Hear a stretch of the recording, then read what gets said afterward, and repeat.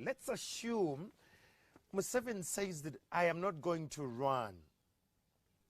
And hypothetically, or as you believe, he's running. Just no. say, okay. He says, I'm going to okay, he runs and he loses, and you win.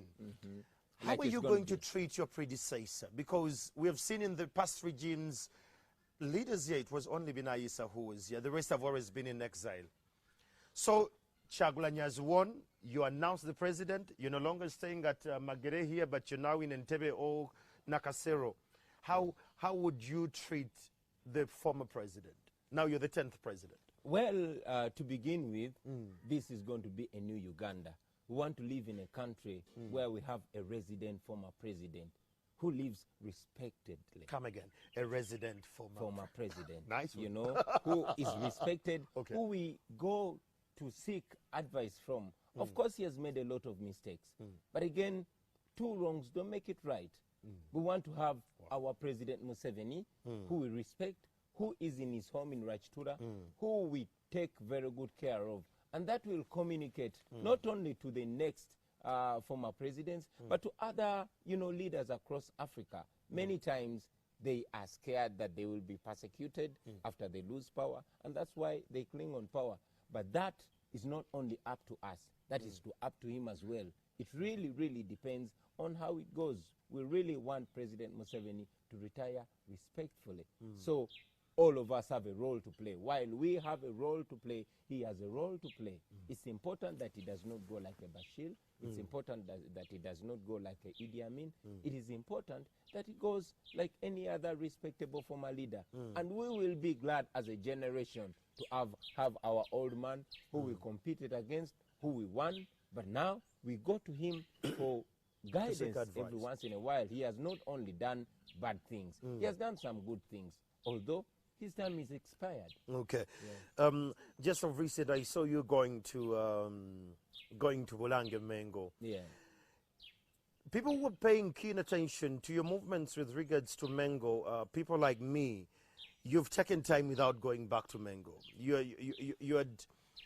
You still respected the king, you still respected the institution, but you only showed up at events that were meant for the king.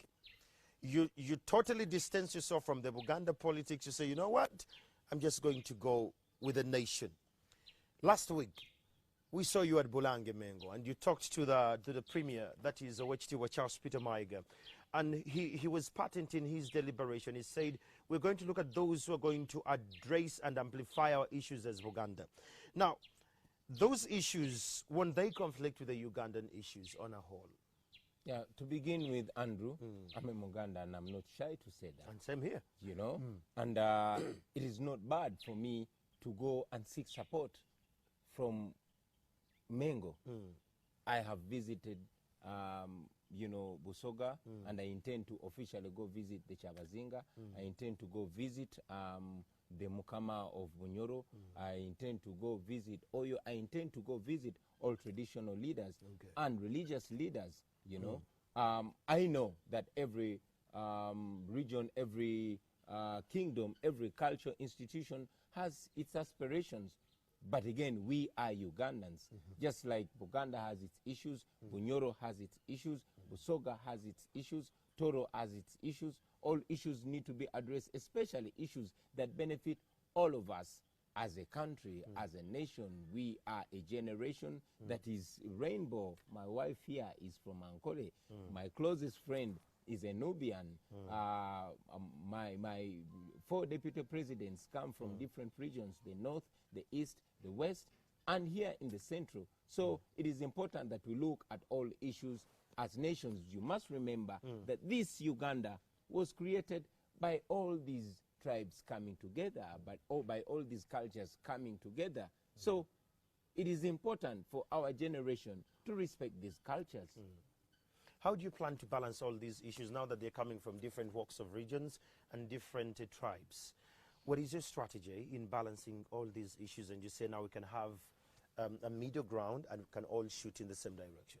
Of course, it's for the people of Uganda. It is not only the Baganda that live in Buganda, not only the Banyankole that live in Ankole. And not only the Acholi that live in Acholi land, Busoga, Bugishu, etc. It is the issues of Ugandans, especially we, the new Ugandans, who are mixed up.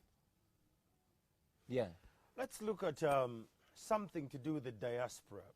Someone would say that the government maybe is a little bit reluctant with Ugandans in the diaspora, but you're so much patent and very passionate about Ugandans in the diaspora. Yeah. What are your plans for the people in the diaspora?